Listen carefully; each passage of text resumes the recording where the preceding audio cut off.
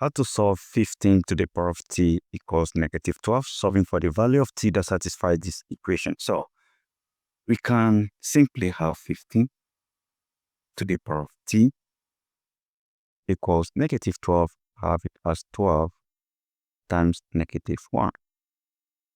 And let's start using this identity. If you have e to the power of I times pi plus 1, this equals 0, meaning e power I times pi equals negative 1. I have 15 to the power of t equals 12 times, instead of writing negative 1, I have e power I times pi. So I can make use of natural log. I have natural log of 15 power t equals natural log of 12 times e power I times pi. So if you have natural log of a power p, this equals p times natural log of a.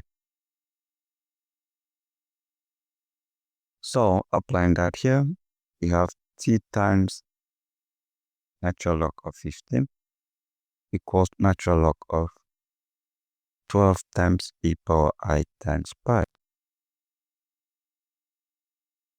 Now, when you have natural log of a times b, this equals natural log of a plus natural log of b.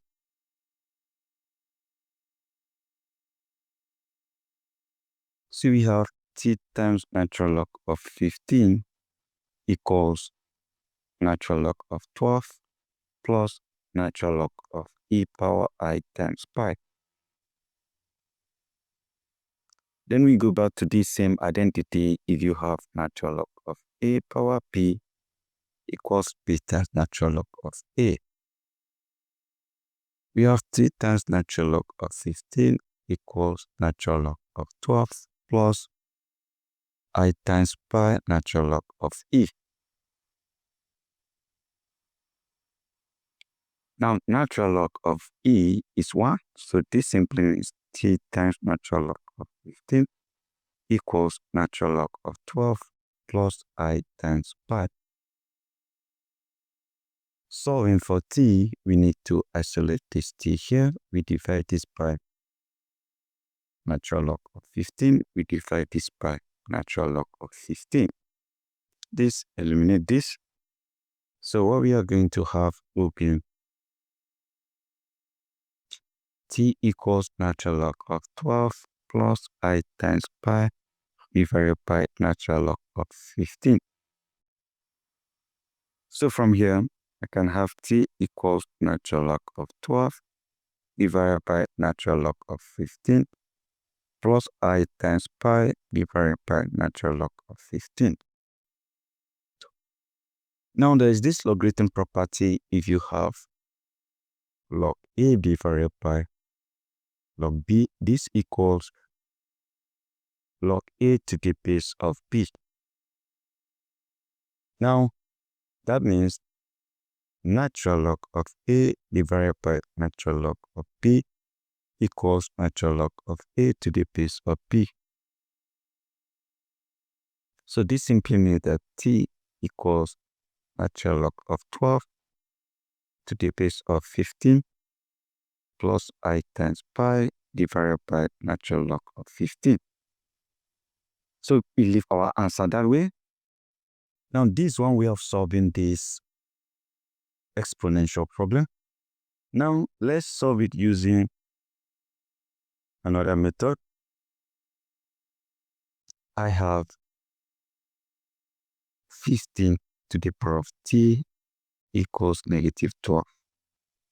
So I express this as this is 15 power t equals this is negative 1 times 12. Then remember, square root of negative 1 equals I.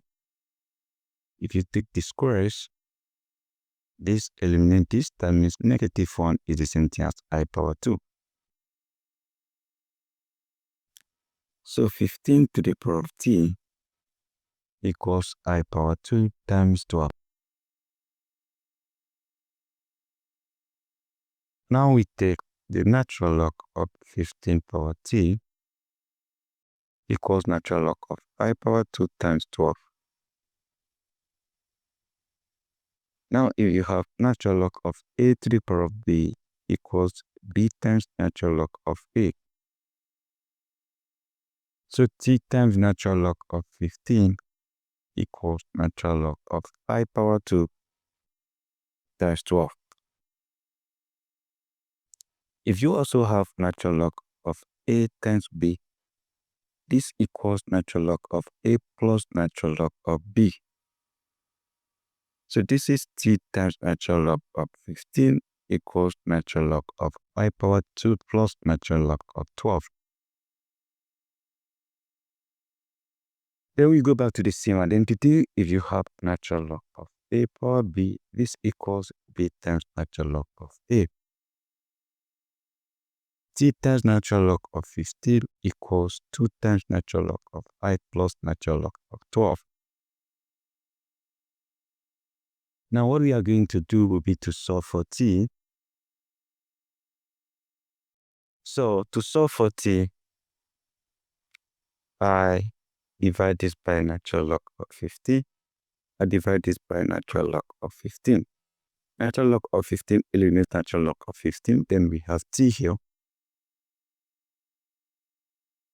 T equals 2 times natural log of I plus natural log of 12 divided by natural log of 15. So from here, I have t equals 2 times natural log of I plus natural log of 12.